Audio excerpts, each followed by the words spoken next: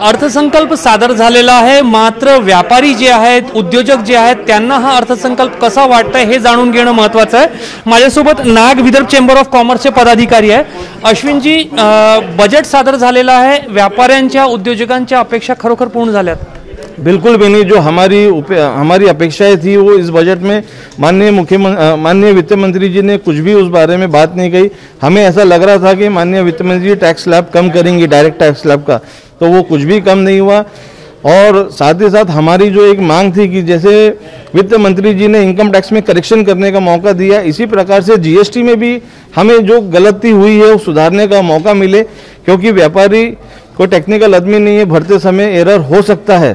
तो हमें बड़ी उम्मीद है कि आने वाले समय में वो मैडम उसको जरूर से हमें पोर्टल को ओपन करेगी सब जगह। आर्थिक विकास दर 9.2% राहणार असं सांगितलेलं आहे। सोबतच पुढील 25 वर्षाचा आधार ठरेल हा अर्थसंकल्प जो आहे असं म्हटलेलं आहे।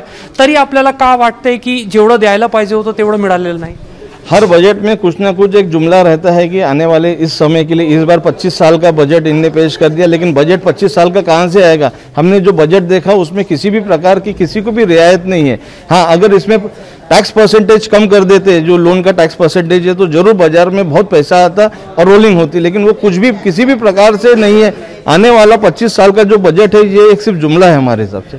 पायाभूत क्षेत्रामध्ये खूप मोठी गुंतवणूक केली जाणार आहे, खास करून जे टाइप 2 शहर आहेत त्यामुळे महानगरांवरचा भार कमी होईल असं वाटते का? आणि बांधकाम क्षेत्र जो आहे तो वाढेल का? जरूर। जो ये बजट में एक अच्छी बात कही है कि टायर 2 सिटी और टायर 3 सिटी को डेवलप किया जाएगा, उसमें इंफ्रास्ट्रक्चर बनाया जाएगा। इससे जो मेट्रो सिटीज़ में लोड बढ़ रहा है वो कम होगा। जो वित्त मंत्री जी ने जो कहा है कि 2047 तक जो पूरा ग्रामीण क्षेत्र शहरों की तरफ आ जाएगा, तो इसमें टायर 2 और टायर 3 सिटी को अभी से डेवलप करना जरूरी, ताकि महानगरों पे इसका लोड ना बढ़े। वो एक बजट में अच्छी बात कही गई है। तुम्हाला कसं वाटते हा बजेट? आणि खास करून पॅन्डेमिक नंतर, कोविड नंतर व्यापाऱ्यांच्या ज्या अपेक्षा होत्या, व्यापार जो खूप लॉकडाऊनमुळे बाधित झालेलं होतं, कुठेतरी दिलासा मिळतोय व्यापाऱ्यांना की नाही? नहीं, ये बजट से छोटे और मझोले व्यापारियों को कोई भी दिलासा नहीं दिया गया। अगर सरकार इंटरेस्ट रेट भी कम करती, भाई छोटे और मझोले व्यापारी है उनको अगर जो लोन लेना है तो उनको 2% रियायत मिलेगी तो भी अच्छा था। इनकम टैक्स स्लैब तो उन्होंने बदला ही नहीं है कई सालों से, और टैक्स स्लैब जो इनकम टैक्स का है 15%, 10%, उसमें भी 5 और 10% करती तो थोड़ा छोटा व्यापारी ये समझता कि भाई मुझे कुछ दिलासा मिला है।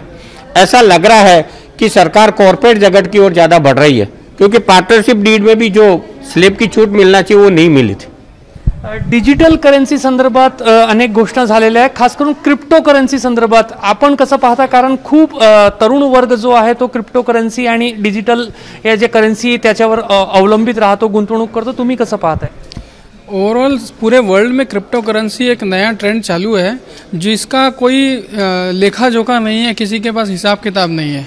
उसको रोकने के लिए गवर्नमेंट अपना क्रिप्टो करेंसी बोल लीजिए या अपना डिजिटल करेंसी लगा रही है, तो ये अच्छा है। यहाँ पे भी फ्यूचर में डेवलपमेंट होगा और वो गवर्नमेंट के कंट्रोल में रहेगा। आपण कसं पाहता या बजेटला? खास करून क्रिप्टो करन्सी संदर्भात जे काही एक पॉलिसी आणलेली आहे, क्रिप्टो करन्सीला मान्यता नाही दिली, मात्र त्याच्यावर टॅक्स आकारलेला आहे। क्रिप्टो करन्सीवर एक खूप भरपूर सस्पेन्स होता की काय क्रिप्टो करन्सीवर टॅक्स लागणार की नाही लागणार, इन्कम टॅक्स लागणार की नाही लागणार, जीएसटीच्या कसं होणार, ते फक्त त्यांनी आता क्लॅरिफाय केले की जीएसटी इन्कम टॅक्स आता 30% क्रिप्टो करन्सीच्या इन्कम गेनवर लागणार। आता भरपूर लोक आपल्या भारतमध्ये क्रिप्टो करन्सीमध्ये ट्रेडिंग करतात, आणि स्पेशली मिलेनियल्स जे 20 to 40 इयर्सचे एज असते ते मिलेनियल्स भरपूर त्याच्यात ट्रेडिंग करत आहे। आता हे क्लिअर झालं की याच्यावर 30% इन्कम टॅक्स लागणार आहे। आणि दुसरी गोष्ट महत्त्वपूर्ण असं आहे की याच्यात जे लॉस राहणार ते तुम्हाला डेफिसिट लॉस तेही तुम्हाला ॲडजस्ट करणार मिळणार नाही, तो म्हणजे कॅरी फॉरवर्ड करू शकत नाही, कॅरी ॲडजस्ट होणार नाही। प्युअरली जे इन्कम आहे त्याच्यावर 30% तुम्हाला इन्कम टॅक्स भरावा लागेल। आता हे खूप मोठा एक डिसिजन आहे, it will hit crypto currencies investors. तर संमिश्र प्रतिक्रिया जी आहेत ते नागपुरातील जे व्यापारी आहेत किंवा उद्योजक आहेत त्यांच्याकडून दिले जात आहेत। अर्थसंकल्पाकडून ज्या काही अपेक्षा होत्या त्या पूर्ण झालेल्या नाही, मात्र काही नवीन घोषणा आहेत आणि त्यामुळे भविष्यात काही चांगला व्यापार उद्योग जगतामध्ये होऊ शकेल अशी आशा जी आहे ती पल्लवित झालेली आहे। कॅमेरामॅन अतुल हिरडेसह रजत वशिष्ठ, एबीपी माझा, नागपूर।